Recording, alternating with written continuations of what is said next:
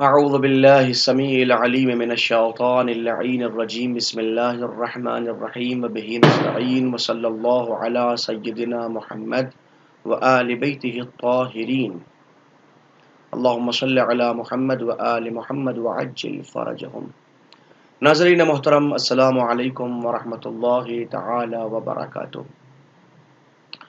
آئیے قرآن سمجھیں کے عنوان پر مسلسل آپ حضرات کی خدمت اقدس میں قرآن مجید کی خصوصیت کے ساتھ ان 26 آیتوں کو مطمع گفتگو بنایا گیا ہے، مرکزی گفتگو بنایا گیا ہے کہ جن آیتوں کے اوپر کچھ منکرین قرآن نے، جن آیتوں کے اوپر کچھ ناسمجھ لوگوں نے اعتراض آج بھی کیا ہے اور کل بھی کر رہے تھے، اور آج جسارت یہاں تک پہنچی کہ سپریم کورٹ آف انڈیا کے اندر انہوں نے اس بات کے اندر اپیل دائر کی کہ قرآن مجید سے ان 26 آیتوں کو نکال دیا جائے، اس لیے کہ قرآن مجید کی آیات لوگوں کو دہشت گردی کی تعلیم دیتی ہیں. اب ان لوگوں نے قرآن مجید کے ظاہری الفاظ کو، قرآن مجید کے ان ورڈز کو صرف اور صرف ڈکشنری سے دیکھنے کی کوشش کی ہے، حقیقت میں اس پس منظر کو، اس بیک گراؤنڈ کو بھی نہیں دیکھا، اور حد یہ ہے کہ قرآن مجید کی آیات کو صرف پڑھنے کی کوشش کی ہے، اس کے تسلسل کو بھی نہیں دیکھا ہے، نہ اس سے پہلے کی آیات کو دیکھا ہے نہ اس کے بعد کی آیتوں کو دیکھا ہے. اگر ایسا ہوا ہوتا تو کبھی بھی کوئی انسان اس منزل کے اوپر قرآن مجید کی آیات کو پڑھنے کے بعد غلط فہمی کا شکار نہ ہوتا، اور کبھی بھی اس کتاب ہدایت کو جو لوگوں کو صحیح راستہ دکھانے کے لیے لائی ہے، اور وہ کتاب کی جو لوگوں کو امن و امان اور حقوق و فرائض کی ادائیگی کا آرڈر کرتی ہے، اس کو ضلالت کے لیے، گمراہی کے لیے اور دہشت گردی کی تعلیم کے لیے مخصوص کرنے کے لیے کبھی نہ کہا جاتا. آئیے میں 11 آیتوں کو آپ کی خدمت دست پہ پیش کر چکا ہوں. آج آپ کی خدمت دست میں 12ویں آیت جو سورہ مبارک توبہ قرآن مجید کا نواں سورہ ہے، اس کی 14 نمبر کی آیت کریمہ ہے، اس کو پیش کرنے کی سعادت حاصل کی جا رہی ہے. میں نے کل آپ کی خدمت میں کہا تھا کہ سب سے زیادہ ان 26 آیتوں میں سے جو آیتیں ہیں وہ اسی سورے سے مخصوص ہیں، یعنی سورہ توبہ جو قرآن مجید کا نواں سورہ ہے اس سے ہی مخصوص ہیں. اس کی وجہ بھی کیا ہے انشاءاللہ خرامہ خرامہ پیش کی جائے گی. آپ اس منزل کے اوپر پہلے آیت کو سنیے، ترجمے کو سنیے، پھر میں آپ کی خدمت میں وضاحت کروں کہ آخر غلط فہمی کہاں ہوئی ہے. بسم اللہ الرحمن الرحیم. قاتلوہم یعذبہم اللہ بایدیکم ویخزہم وینصرکم علیہم ویشف صدور قوم مؤمنین. اور روتا ہے رسول ان سے لڑو تاکہ تمہارے ہاتھوں اللہ انہیں عذاب دے اور انہیں رسوا کرے اور ان پر تمہیں فتح دے اور مومنین کے دلوں کو ٹھنڈا کرے. ظاہر ہے کہ اس آیت کریمہ کو سنانے کے بعد یہ کہنے کی ضرورت تو نہیں پڑے گی کہ اعتراض کہاں ہے. پہلا ہی جملہ قاتلوہم. اسلام تو امن کا مذہب ہے، قتال کا مذہب نہیں ہے. یہ قتال کی دعوت کیوں دے رہا ہے؟ کیوں کہہ رہا ہے کہ لڑو، قتل کرو، قتل کرو، قتل کرو؟ قتل کرنے کی بات قرآن کیوں کرتا ہے؟ پلیز آئیے وضاحت کروں. برائے کرم ایک کام کرتے ہیں، سب سے پہلے اس آیت سے پہلے کی آیت، اس آیت سے پہلے کی آیت پڑھتے ہیں. یعنی کہ یہ آیت نمبر 14 تھی، ہم آیت نمبر 13 پڑھتے ہیں پہلے، پھر سمجھتے ہیں. بسم اللہ الرحمن الرحیم. الا تقاتلون قوما نکثوا ایمانہم. کہ تم ایسے لوگوں سے نہیں لڑو گے جو اپنی قسمیں توڑ دیتے ہیں. اس کا مطلب کچھ لوگ ایسے ہیں جو قسمیں توڑ رہے ہیں، پہلے قسمیں کھائی گئی ہیں ہم ایسا نہیں کریں گے، پھر قسمیں توڑ کے وہی کام کر رہے ہیں. اللہ کہہ رہا کیا تم نہیں لڑو گے ایسے لوگوں سے؟ وَهَمُّوا بِإِخْرَاجِ الرَّسُولِ. جنہوں نے رسول کو نکالنے کا مکمل ارادہ کیا تھا، نکال دیا تھا. وَهُمْ بَدَؤُوكُمْ أَوَّلَ مَرَّةٍ. زیادتی ہوئی تو زیادتی میں پہلا کام انہوں نے کیا ہے، آگے بڑھ کے وہ تمہارے تک لے کے آئے، وہ تم تک پہنچے. اس کا مطلب یہ ہے کہ لوگوں کے درمیان میں پریشانی، صعوبت، جنگ، تلوار، یہ جو کچھ بھی ہوا ہے تم نے نہیں کیا، انہوں نے کیا ہے، انہوں نے کیا ہے. ابتدا وہ کر چکے ہیں. کوئی آپ کے دروازے پہ آ کے بدتمیزی کی ابتدا کرے، گالیاں دینے لگے، تو کیا آپ حق دفاع میں اس کو الگ بھی نہیں کر سکتے؟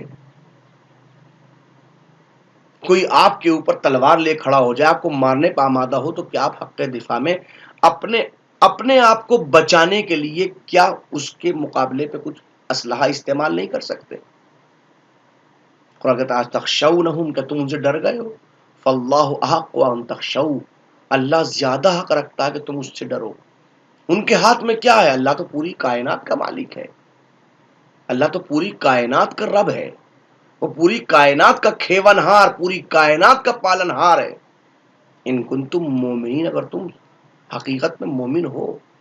یہ قرآن مجید اس منزل کے اوپر صراحتاً اس بات کو کہہ رہا ہے کہ تمہارا کام اپنی غیرت کو بلند کرنا ہے، اپنی حمیت کو بلند کرنا ہے۔ 22 سالوں تک مسلسل مشرکین تمہارے اوپر زیادتیاں کرتے رہے، کیا 22 سالوں کی زیادتیاں ان کے ساتھ نرمی برتنے کا تمہیں آرڈر کرتی ہیں؟ کیا وہ کہتی ہیں تم ان کے ساتھ کسی رعایت کے ساتھ پیش کراؤ؟ نہیں، قرآن صاف صاف کہہ رہا ہے کہ نکثوا ایمانہم، انہوں نے اپنے معاہدے کی خلاف ورزی کی ہے، انہوں نے اپنی قسمیں توڑی ہیں، جو قسمیں کھائی تھی معاہدے کے اوپر، چونکہ وہ قسمیں توڑ چکے۔ اور پھر یہی نہیں، وہ رسول کو بھی مکے سے نکال چکے ہیں، مدینے سے نکالنے کا ارادہ کر رہے ہیں۔ رسول مکے میں ہو تو مکے سے نکالا جائے، مدینے میں ہو تو مدینے سے نکالا جائے۔ اور پھر یہی نہیں، وہم بدؤکم، جتنی بھی جنگیں لڑیں ان سب میں پہلے انہوں نے کی۔ بدر انہوں نے لڑی، احد انہوں نے لڑی، خندق وہ لڑنے کے لیے آئے، خیبر میں کام انہوں نے کام کیا، جنگ موتا میں انہوں نے کام کیا۔ ابتدا کون کر رہا ہے؟ اسلام کی کوئی بھی جنگ جارحانہ نہیں ہے، اسلام کی جتنی جنگیں ہیں وہ سب مدافعانہ ہے، ڈیفنس کے طور پہ ادا کی گئی ہیں۔ اٹیک اسلام کہیں نہیں کرتا۔ ہر جملے میں قرآن مجید کے وضاحت کے ساتھ یہ بات سامنے آ رہی ہے کہ مشرک ہمیشہ پہل کرتے ہیں، مسلمان پہل نہیں کرتے، یہ اپنے ڈیفنس میں لڑ رہے ہیں۔ لہذا جب یہ نوعیت سامنے آ جائے تو پھر اب تمہارا کام کیا ہے؟ اب ان سے لڑو تاکہ تمہارے ذریعے سے اللہ انہیں عذاب دے سکے، انہیں رسوا کر سکے، ان پہ تمہیں فتح ہو۔ اور وہ مومن جو مسلسل 22 سال تک ان کے ظلم و زیادتی کی بنیاد پہ کہیں نہ کہیں اپنے دل میں کوئی خوف رکھ رہے تھے، تو ان کے دلوں کو اللہ ٹھنڈا کر سکے۔ یعنی اللہ تمہارے ذریعے سے یہ کام کرنا چاہتا ہے۔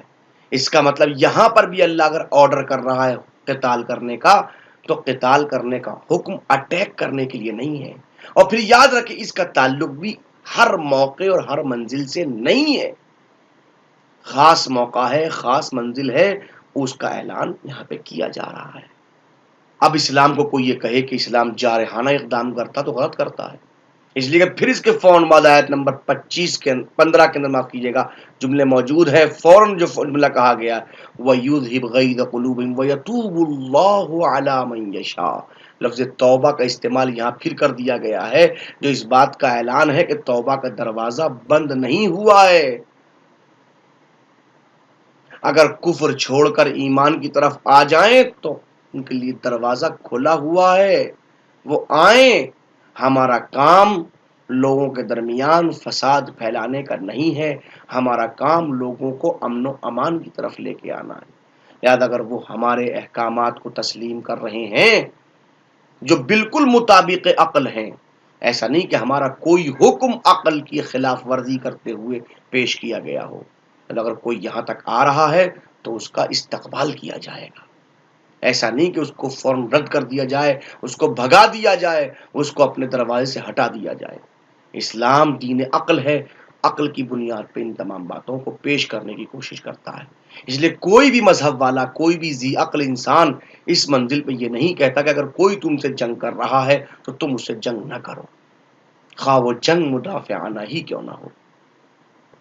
میں سمجھتا ہوں آج کی حد تک اتنا ہی، انشاءاللہ العزیز مزید گفتگو جاری و ساری رہے گی۔ آپ لوگوں کی خدمت میں آخر پھر التماس کروں گا کہ ہمارے یوٹیوب چینل کو آپ حضرات سبسکرائب کیجئے، تمام دوستوں تک، احباب تک ہمارے چینل کو پہنچائیے، اور ہمارے اگر آپ فیس بک یوز کرتے ہیں تو آفیشیل پیج کو لائک کریں، فالو کریں، تاکہ آپ لوگوں تک مسلسل اسلامی پیغامات پہنچتے رہیں، اور ہم ان آیتوں سے متعلق بھی عرض کرتے رہیں کہ جن آیتوں کے ذریعے سے اسلام کی بنیاد پر حقیقی درس اصلاح دیا گیا ہے۔